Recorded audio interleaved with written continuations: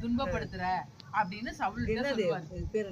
அப்ப நீ என்ன செய்யாத, முள்ளுல நீ உதைக்காத. அதை உதைச்சேன்னா யாருக்கு கால் வலிக்கும்? முள்ளில் உதைப்பது உனக்கு கடினமாம் அப்படின்னு சொல்லி சொல்லுவாரு.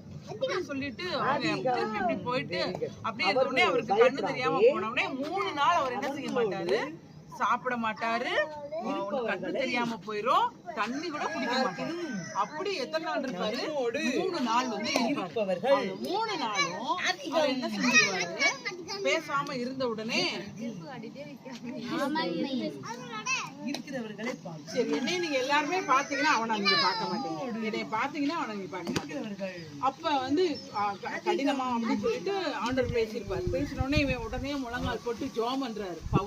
சவுல் ஜோம் பண்ண உடனே என்னப்பா என்னாச்சு, எனக்கு இப்படி இருக்கு அப்படின்னு சொல்லி அப்புறம் அப்படியே மனசுக்குள்ள என்னென்னமோ யோசிப்பாரு. ஐயோ, நம்ம மனுஷங்களை தானே செஞ்சோம், ஆனா வந்து இயேசுன்னு ஒரு கடவுள் வந்து இப்படி நம்மளுக்கு வந்து தரிசனம் ஆயிட்டாரே அப்படின்னு சொல்லி என்ன செஞ்சிருப்பாரு, அவர் என்னென்னமோ யோசிச்சிருப்பாரு.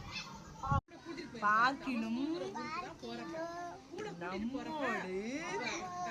இருக்கிறவர்கள்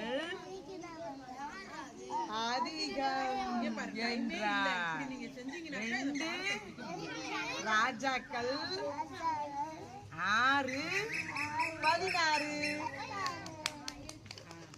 அப்ப என்ன பண்ணிச்சு, அப்ப அவங்க என்ன பண்ணிட்டாங்க, அப்ப என்ன சொல்லிப்பாருன்னா, வசனம் சொல்லு, நீங்க இப்படி போங்க, நீங்க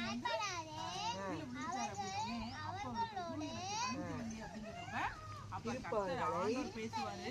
முள்ளில் உதைப்பது கடினமாக என்னை துன்பப்படுத்துகிற இயேசு நம்மோடு